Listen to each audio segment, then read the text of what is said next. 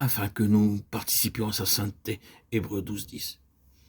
Or, c'est par lui que vous êtes en Jésus-Christ, qui, par la volonté de Dieu, a été fait pour nous sagesse, justice, sanctification et rédemption. 1 Corinthiens 1, 30. Dans l'introduction de la lettre aux Corinthiens, Paul déclare quant aux croyants de l'Église de Dieu, qui est à Corinthe, à ceux qui ont été sanctifiés en Jésus-Christ, appelés à être saints. 1 Corinthiens 1, 2. Paul déclare que nous avons été sanctifiés, mais que nous sommes appelés à être saints. Tout croyant est donc déjà sanctifié en Jésus-Christ, mais il doit le devenir en expérience. C'est en vue de ce devenir que nous sommes par Dieu en Jésus-Christ. Il nous a plantés en lui. Christ, notre sanctification.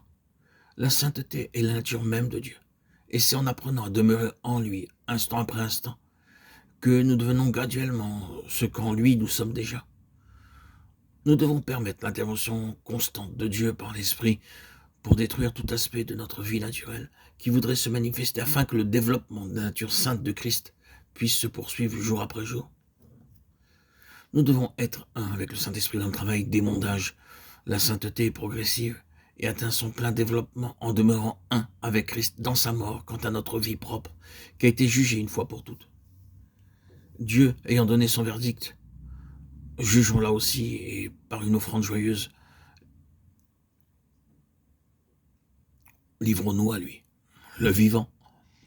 C'est pourquoi, frères saints, qu'avait par la vocation céleste, Hébreux 3, 1, qui nous a sauvés, nous a adressé une sainte vocation selon son propre dessein, de Timothée 1, 9.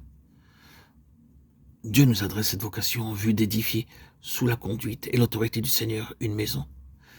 Mais Christ l'est comme fils sur sa maison, et sa maison, c'est nous.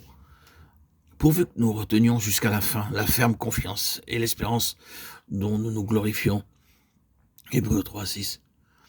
La première chose spécifiée par Dieu à Moïse concernant le tabernacle est que le peuple devait apporter des offrandes. Exode 25, 1, 2. Ceci est un détail important à souligner. Car bien que Dieu avait un plan parfait dans son cœur relatif à cette construction qu'il désirait afin d'habiter parmi son peuple, elle ne pouvait se réaliser que si le peuple apportait des offrandes. Il en est de même aujourd'hui.